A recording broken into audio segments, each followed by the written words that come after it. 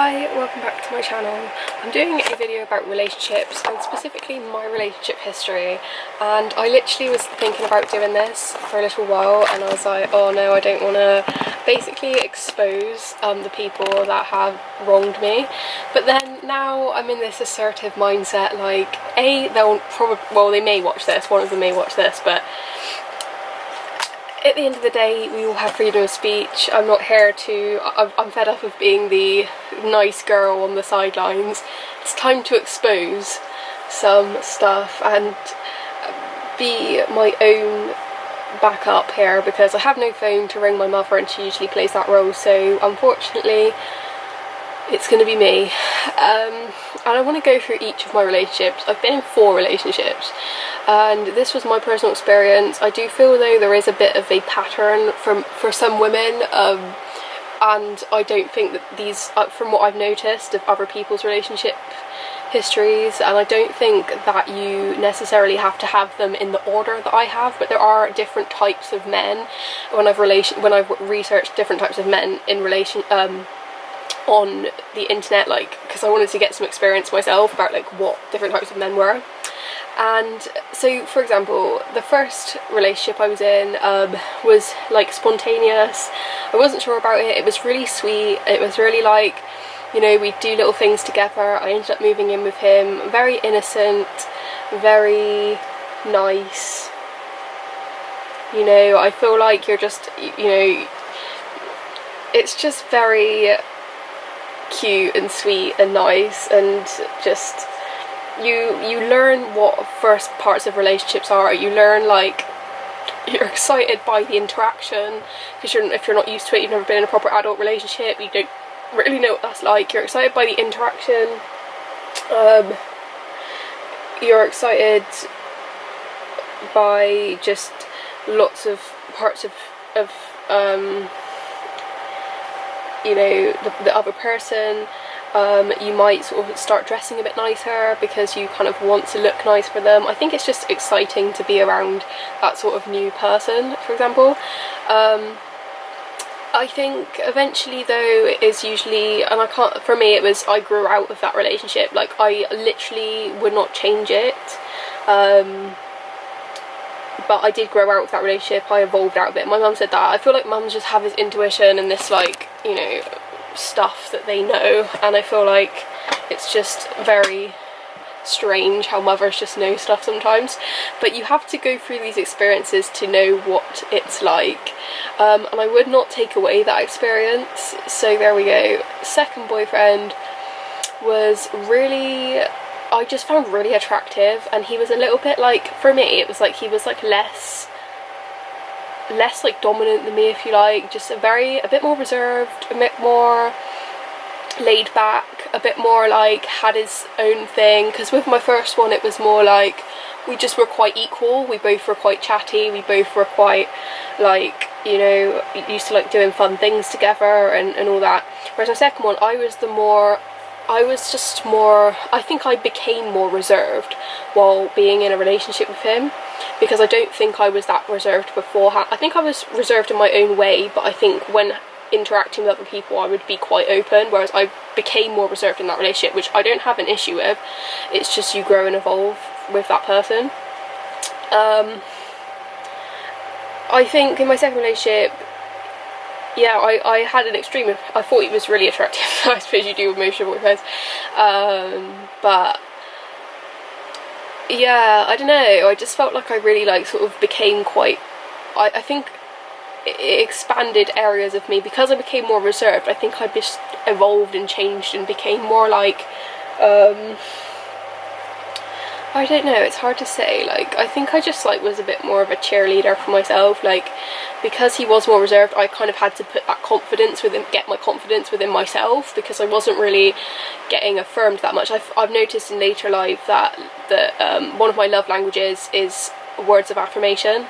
So I don't feel I was getting, if I was, and I'm not criticising that relationship, but I feel like I wasn't getting, I think I was getting affirmation, that's a lie, but probably not in the way that, I don't know, but I think he was just more reserved. I literally evolved into a more reserved person. And that was my second one. My third one was toxic. toxic as hell, absolutely. And it wasn't for the whole time, but it became really toxic towards the end. And I, until now, have literally just put all of my... Okay, another thing about the second one I just want to say before I finish that is, I feel like he, though, did smooth over a lot of my insecurities. I feel like I'd been had an extremely anxious upbringing, and because he was so kind and attentive, he wasn't very... I don't think he was very outgoing, necessarily, apart from with his friends, but because he was so kind and attentive, I literally felt like a lot of my insecurities from the inside were smoothed over because he just was so kind to me. And that was really nice. So with my third one, I feel like after that relationship ended, he did break up with me the second one. I broke up with the first one, but it was because I grew out of the relationship. That ended pretty rough for him, to be fair, and I did cry. So, but for the second one, he broke up with me for reasons I don't want to go into because it's just useless. But he, for my third one, it was very different. Like, it was more of a at the beginning, it was more of a banterous relationship. There was more like, it was more cheeky, like he'd like, you know, make little funny remarks at me that I'd find a bit cheeky, and being the person I was, insecure, and I just sort of like took that on the chin and made it a joke, because to be fair, I have had people joke with me that, but he was like hardcore to the point where it would get like quite abusive, to be fair, if you ask me. But obviously everyone has different love languages. If his love language was to be like that, then that must be what it was. But to me, it was very like harsh. But to be fair, like I did grow mainly in the breakup from that situation, but I just feel like it was just very, it's just gonna sound weird, but I felt like the energy, it was like infused in that relationship, which sounds really weird, but I feel like he and his like surrounding family had a very close relationship, and I felt welcomed with the second boyfriend, but with the third one, I just felt like they really did make an effort to like include me into their family, even though it kind of like didn't go very well. I did just feel like they did sort of try and make me feel welcome, and to be fair, it did come at a time where I was really distanced throughout all of my relationships. To be fair, I was very distanced with my own family. I did have a relationship with them, but it wasn't strong. It was strong, but it wasn't like happy. It wasn't like, it was just parents. I was just always quite distant emotionally, I suppose, with them, a bit defensive. And the nice thing about my third relationship was that, yeah, it went downhill, and there was, you know, actual arguments between me and them, even though it was secondhand through my ex, most of the time, apart from when her sister screamed at me, which I did a whole video on, in a video that says, I think it's like me drowning my sorrows in chocolate and talking about narcissism 2020. If you're interested, I do a whole video on that. Second half of that is me talking about that terrible experience. But anyway, regardless of that, we did argue a hell of a lot. I think it was like one of those things where it's like opposites attract kind of vibe, but I've now learned that opposites don't always attract, and it was just like, it was messy, like I just remember even at the beginning of the relationship, and I see now that maybe I didn't give him the love language he needed, or even couldn't give him the love language he needed. It's like he'd be sat down like in his room, where now I see, or in his lounge, or I see now he was probably just being himself, and that's how he handled his own stress levels. It's like he literally, because I believe he had sociopathic tendencies, would basically rip me down for things if he was in a bit of an angry mood. And I do think, and I know for a fact he had like mental health issues, so I know, like depression for example, and I know when you're depressed you can get irritable, and I know that from my own experience. I've had my own issues, not really so much with depression, but I have been in that boat before with my Roaccutane, which I've got a whole video on as well. So I found that he literally would basically just, you know, be irritable, cranky, rude, derogatory, mean, and I did get that from his mum as well. I think I've spoke about it in a couple of videos, which I had to tell her to stop because it actually was really upsetting. But either way, that relationship, I don't know, it just, I think mainly after the breakup, so obviously I built a lot of discernment from that relationship, because during that relationship, I don't know, it's like it was like I was sucked, all the life was sucked out of me basically during that time. And I've just learned, you build discernment. My mum says like taking your edges off in relationships, but it's just like I just didn't really, it was very intense, but not as intense as the next one, which I'll go into next. It was intense because, like, honestly, some of it's like a blur in my head at this point. I was actually going through a lot in my own life, but I just feel like just slowly but surely, like, I did give so much of myself to that relationship. I lost myself in that relationship, but when I came out of the relationship, I built myself back up like 30 times stronger, which was a plus from that. But I did completely lose myself in that relationship. Like, I tried to work it out. It's like I'd comply to all his, like, you know, sociopathic, narcissistic, you know, like,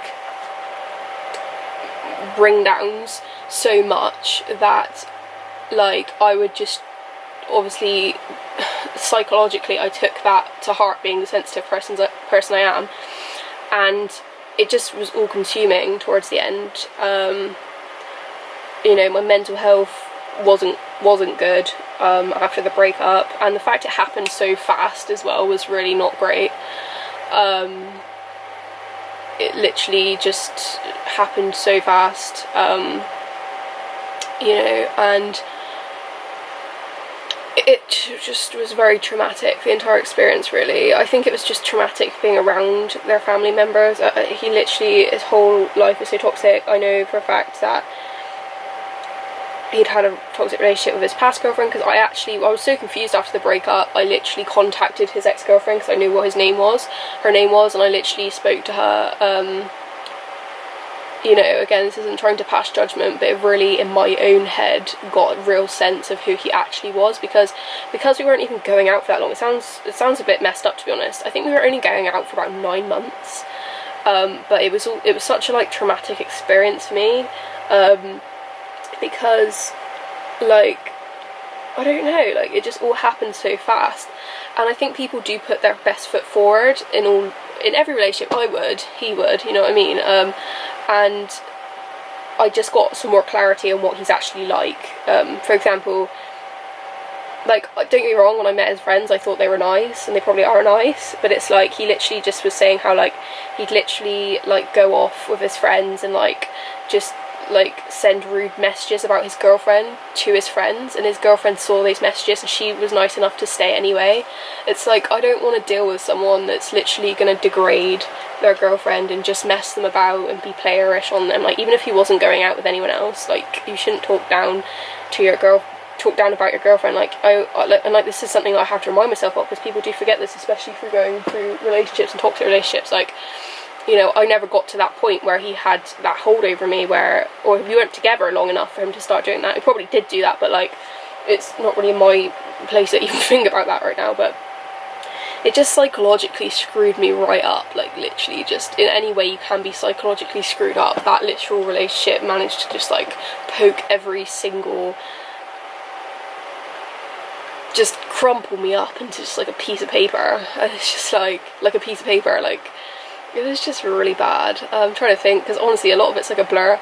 I did feel a lot of support in a weird way, and a lot of validation, I will say, in that relationship, and sort of freedom of expression, which was nice, because especially as I've grown up, I have not really, I don't know, I think just certain aspects of your life, you just don't always get full freedom of expression. I don't know whether I did get freedom of expression, because I feel like I also felt very like on edge, like self-conscious about certain stuff. Like, I don't know, like, And I also felt grateful for my socio-economic status, to be fair, because I did really just not enjoy the environment that they were living in, and I was like, I just want to get back to my nice house, because, and I don't really care, I don't think like socio-economic status means a lot in relationships in general, but I just know that I like have certain preferences and needs for my own personality type, and I literally, I don't know, I didn't mind being over there, and it was just nice to be around a family, to be fair, because my family isn't very nice. Okay, so that's like, my family are nice, but I mean, like, I didn't have a great relationship with them. I mean, what is nice at the end of the day, but yeah, it was an experience, let's put it that way. Don't think an experience I'll be trying to relive, but there we go. The fact was, after the breakup, I literally just was like, it took me literally so long to go over. I don't honestly think my heart is fully healed from it even now, and it's literally been, it's actually crazy to say that, but it's been almost 2 years since an 8-month relationship, and I'm still thinking about it. Like, I don't think about it, but it's like, I just don't think my heart is like literally fully healed from like the actual like shattering that it did, because it was actually, to be fair, it's never happened to me where my heart has been shattered into a million pieces. Like, that has literally never happened. And I may have done that to someone else in the past, or multiple other people in the past, but it's like, I honestly don't know, maybe I haven't done that, I'm not sure, but I literally was 100% shattered. But it was because I gave my full self to that relationship where I lost myself, and really moving on, evolving from that, I know never to do that again, which is why in the relationship after that, there were arguments physically, and I wasn't having any of it. I really was not having any of the arguments, and I'm sure from their side they'll come at it from another perspective, but from my side, because that's what I care about, I'm not going to be degraded, I'm not going to be, you know, like, it was such a weird thing, because we were like friends, and he like met me in like a pub, and like, I don't know, like, it was just sort of evolved into like a nice friendship. But then from the very beginning we had completely separate, different ideas about what you needed for a relationship. But then sometimes you can't, I've noticed, you can't force something to work in a relationship.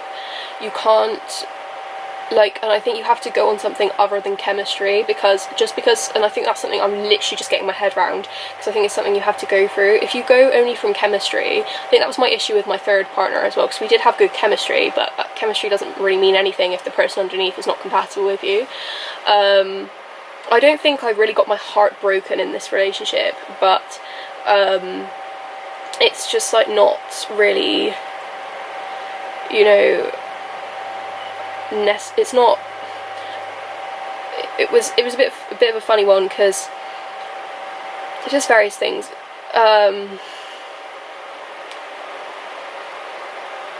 I just feel like people have different needs, and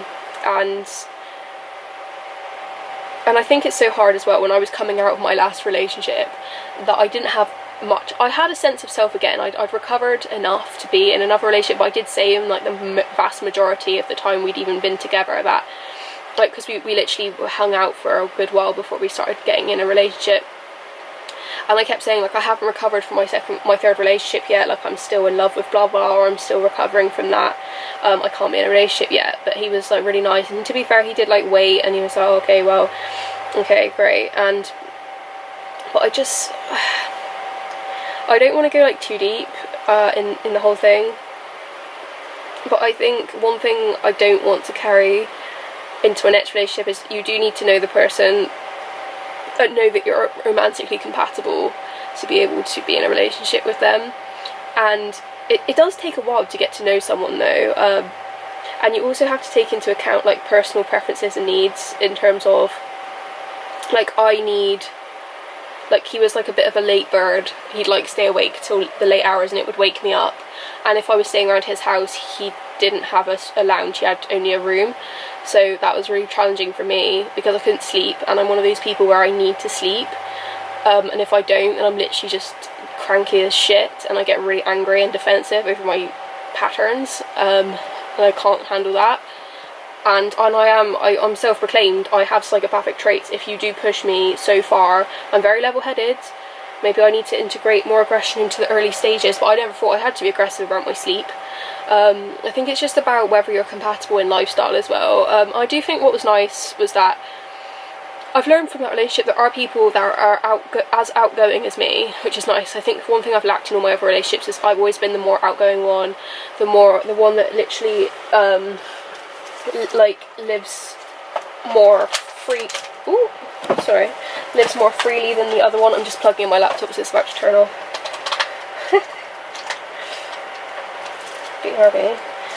So I'm the one that usually lives. Oh, I think this is a little prompt not to literally ramble on for too long. Oh dear. I think we're gonna have to end it there because unfortunately my laptop, come on. Quick interlude. So sorry, we're back. Yeah, so as not to ramble on for too long, because my laptop is literally about to turn off as well.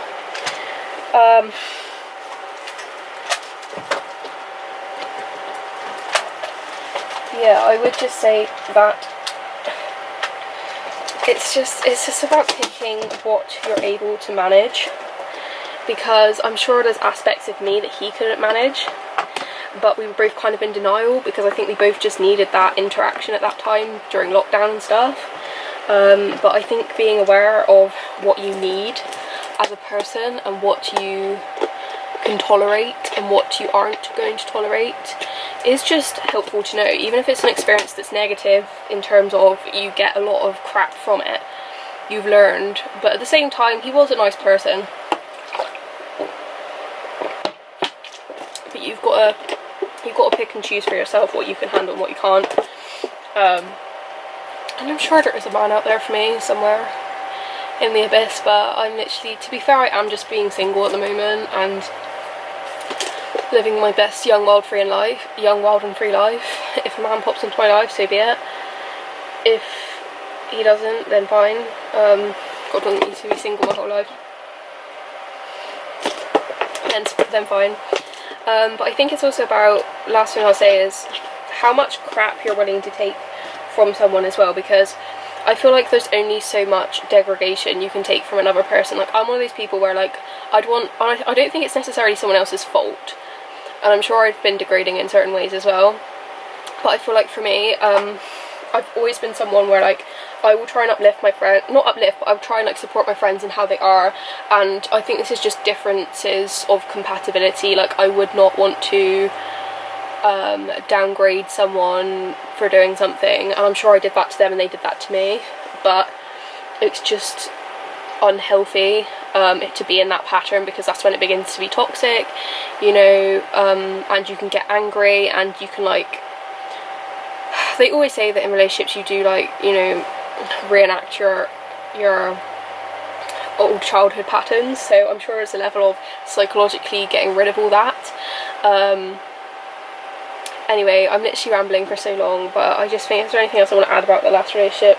I just feel like, also another red flag if they do end up, because with my last one there was I wouldn't say cheating experience, and I've done this very same thing to someone else, that, like, they literally, they did stuff with someone else at a party when they were talking to me, and we weren't quite in a relationship, but we were sleeping together, and he still went off with someone else. If that is to happen, that is a massive red flag, and should just be knocked on the head straight away. I did get a second chance from my boyfriend who I did it to, and I gave this person a second chance. Should I have done? I don't believe in necessarily regretting stuff, because you always live and learn, but that is just not going to be a good thing to carry on from, because it means they're not satisfied by you, because if they were really that bothered about you, they wouldn't have done that, they would have got it from you, and it just sucks as someone that's cheated in the past to say that, and cheaters really do suck, to be fair. I've started to see that, but you live and you learn, and no one is perfect, and yes, is there anything else I want to add? I think as well, I've noticed from this relationship that trust is really important. Being like honest with someone else completely, and making sure you're not getting lied to or getting manipulated, because I did notice there was a hell of a lot of manipulation in this relationship. And it's just not something I have the willingness to get involved in. I've never been manipulative as a person, and I haven't got the mental capacity. One other thing I will notice, will mention, or maybe two other things. One thing I will mention is they do talk about how in narcissistic abuse there is like you can get addicted to the cycle of the roller coaster of emotion, and you can it's hard when you at a primal state will be attracted to that, not be attracted but be addicted to that roller coaster of emotion, because obviously it's all relative, how you feel. If you have a really, and you have Stockholm syndrome, where if you're getting that all the time, you sort of learn to be accustomed to it and sort of go along with it.